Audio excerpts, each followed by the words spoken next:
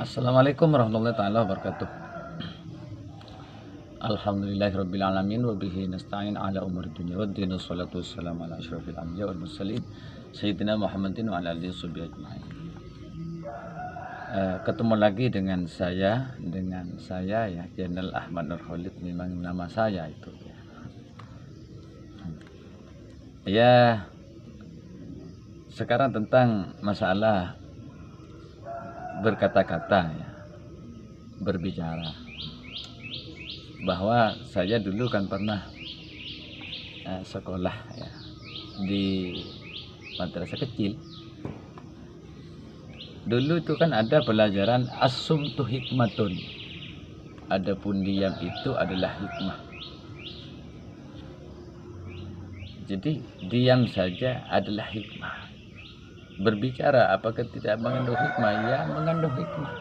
Kalau yang dibicarakan itu sesuatu yang mengandung hikmah. Jadi berbicara itu tergantung apa yang dibicarakan. Nah, banyak bicara ya, ini disebut dengan kasratul kalam. Nah, kasratul kalam itu banyak bicara. Saya tertarik dengan sebuah hadis Rasulullah SAW. Ini tentang banyak bicara. Sabdanya begini, la tukthirul kalam bighairi dzikrillah. Janganlah kamu banyak bicara selain zikir kepada Allah, selain untuk berzikir kepada Allah. Ya, maksudnya berzikir di sini bisa baca Al-Qur'an. Ini kan berbicara juga itu kan. Kalam. Baca sholawat, baca zikir, atau membicarakan tentang Al-Quran, membicarakan tentang hadis, makna-makna hadis, makna-makna Al-Quran, membicarakan tentang agama, membicarakan tentang sesuatu yang bisa mendekatkan kepada Allah. Maka semua itu termasuk zikrullah. Kalau yang seperti itu tidak termasuk dari banyak bicara ya. Fa inna kasratal kalam bighairi dzikrillah qaswatun lil qulub. Karena sesungguhnya banyak bicara dengan tidak untuk zikir, seperti yang saya telah sebutkan tadi, adalah menjadi sebab hati itu bisa keras. Wa in ab'adan nas minallahi al-qalbul qasi. Karena sungguhnya paling jauhnya dari Allah nanti ya, baik di dunia ataupun di akhirat, adalah hati yang keras, hati yang keras. Kata orang Madura, keli ateh. Nah, keli ateh itu adalah hatinya keras, tidak mempan dinasihati, tidak mempan menerima kebenaran, ya, tidak gampang menerima sesuatu yang hak, karena saking keras. Ibarat batu yang keras, walaupun dikasih apa saja, dikasih air enggak masuk. Atau tanah yang keras, dipupuk enggak mempan, ditanami enggak tumbuh, tapi kerdil ya. Nah, inilah bahayanya orang yang keras hati.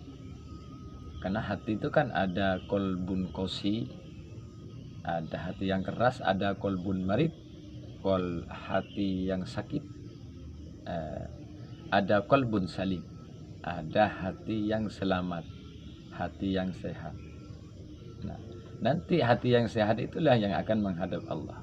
Illa man atallah biqalbin salim, kecuali hanya orang yang mendatangi Allah atau menghadap Allah biqalbin salim, dengan hati yang selamat, hati yang sehat, tidak ada catat ya, tidak ada sifat yang tercela walaupun hanya satu titik ya. Tapi terisi semuanya dengan sifat-sifat yang terpuji. Nah, dalam Musnad Al-Bazzar an Anas, dari sahabat Anas, qala, bersabda Anas, bukan bersabda ya, berkata Anas, qala Rasulullah, bersabda Rasulullah sallallahu alaihi wasallam, arba'atun minas saqa Ya, ada 4 yang termasuk orang yang celaka. Jumudul ain, kering kedua matanya.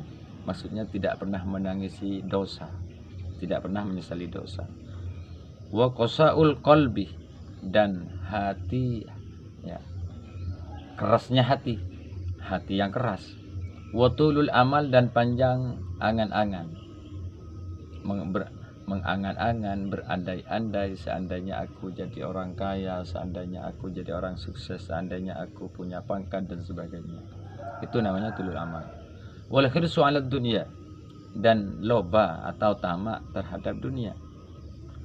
Ya, tamak itu kan belum sempat mensyukuri apa yang telah diterima, tapi sudah mengharap nikmat yang lain, itu namanya tamak, ya. Nah, mengenai orang yang keras di sini, ini dilukiskan oleh Al-Qur'an, fahiya kal hijarati au asyaddu qaswah. Maka dia seperti batu. Ya.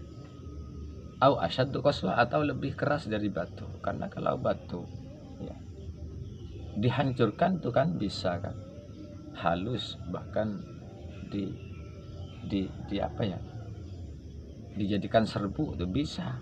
Tapi kalau hati sulit, makanya di sini au asyaddu qaswah, atau lebih keras dari batu.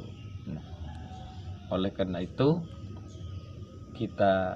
mari kita lembutkan ya hati kita dengan banyak berzikir. Ya. Karena obat yang paling mujarab untuk melunakkan hati itu adalah, ya, dengan membuang sifat-sifat yang jelek dan menggunakan sifat-sifat yang baik. Kemudian digempur dengan kekuatan zikir.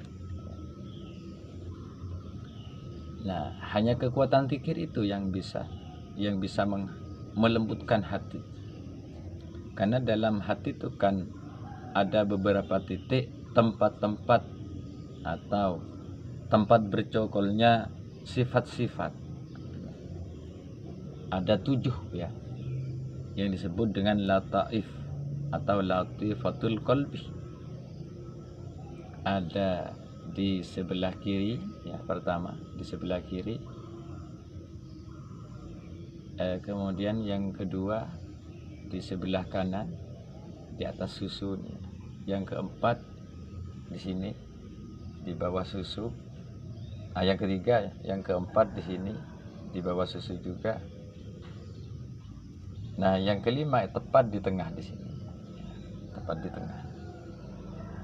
Yang keenam, ya, di sini. Di sini disebut dengan apa? Latifatun nataif.